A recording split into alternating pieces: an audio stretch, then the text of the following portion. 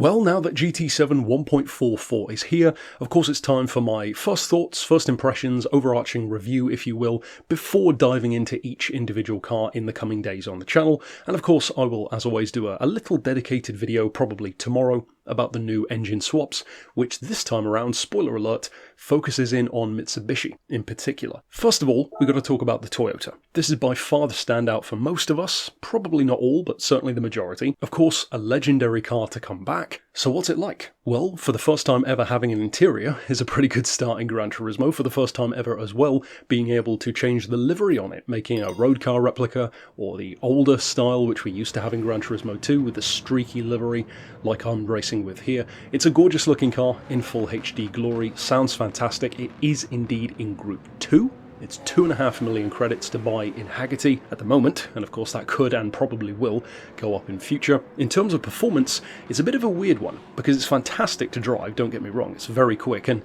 if anything it feels a bit OP, to be honest, in Group 2, but that remains to be seen, especially with balance of performance. For now though, it comes with 764 horsepower stock, without even doing the turbos to it, which is very odd.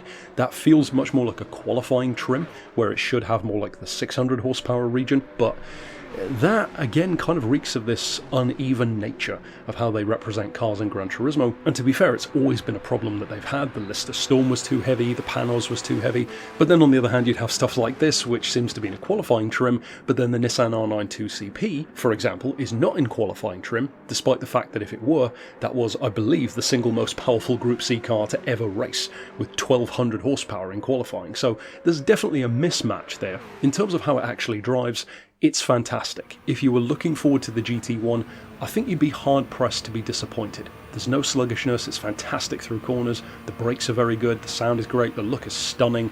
The liveries alone is such an improvement over never being able to do that before. Is it the nostalgia talking? Well, of course.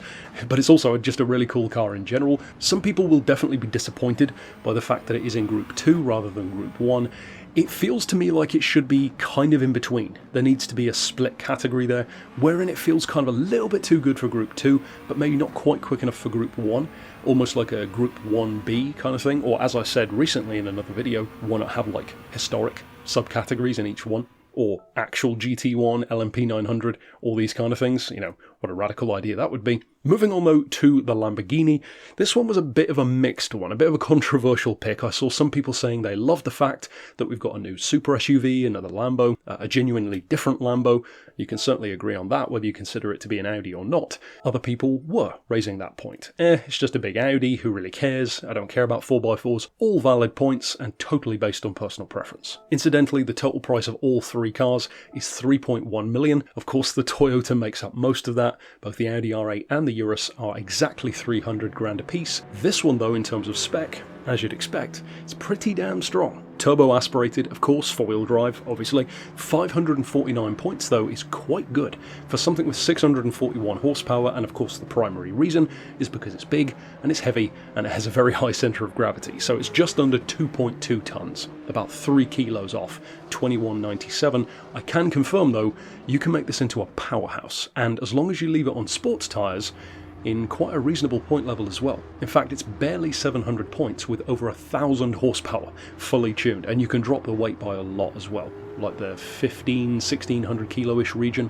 if I recall correctly, and you'll see me driving a tuned version in its own review in a couple of days. So I'd actually say pretty good car. Even if you don't like 4x4s, it definitely feels like a weapon. Then of course, speaking of a weapon, the Audi R8. You pretty much always know what you're going to get with an R8. It's going to be quick, it might have temperamental handling, the Lamborghini DNA rubbing off there. This one has, I will say, to make up for the fact that I personally couldn't care less about this car, really, really good visual upgrades, as well as the wide body, some really cool aero, and the aero definitely saves it for me. It makes it look way more interesting. You're looking at just over 600 horsepower stock, the mid 1400 kilo region on weight, which is quite good. Like I said earlier, 300 grand to buy, which isn't too bad, and 626 points. Fully tuned, ironically, Not as powerful as the Urus, but it is up around the high 900 region, so certainly not bad, and not too far off. Incidentally, the Toyota, fully tuned, is around 860, I think it was, 870 kind of horsepower, so about what you'd assume around the Group 2 region, and even the Group 1s are nowhere near as powerful as they used to be. In terms of other stuff to arrive, because again, I'll get into the Audi more in its own review, but I pretty much said what there is to say. It's exactly what you'd expect from an Audi R8. I will be driving tuned versions of all three in their own reviews, so you'll be able to see the kind of pace that these cars can keep. There are some new Scapes kind of collections for the Blossom area in particular. There are some new events, a whopping 3 of them. Probably the event which most people are interested in knowing about if you haven't tried them yet is the new Le Mans race. 900 points. It's not exactly a great cash cow. 10 laps for 400 grand. I did it, you can actually see me running it in the Toyota when I was talking about it here in the video. It's not that great, and even though it is fun, it's very easy to lose the bonus. I cut one corner and I think grazed one other car and immediately lost it. And incidentally, you can pretty much do that same thing in the normal 700 point Le Mans event and you'll keep the bonus. One of the upsides, if you do get bored of doing the other one I guess, is that this one is a lot more fun, it's a lot quicker, and it doesn't seem like there's any weather change. In terms of the other events, well, you already saw me driving on them. One is at High Speed Ring in the Audi, that's the Schwarzwald League, I believe it's called, and the other one is just like a random event on Blue Moon Bay in the Urus. So who really cares about that one? It's basically just an event to showcase each car, which is pretty much how these new events always stack up. As far as the engine swaps, of course I mentioned that I will be featuring a small dedicated video about that tomorrow, which will just feature each swap on each vehicle, but they're focusing in this time, like I said, on Mitsubishis, predominantly of course Evos.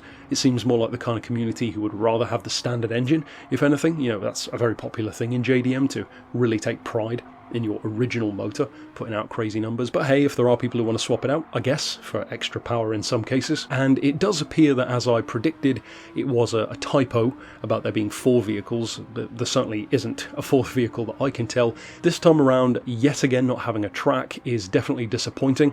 The Toyota is by far the standout here.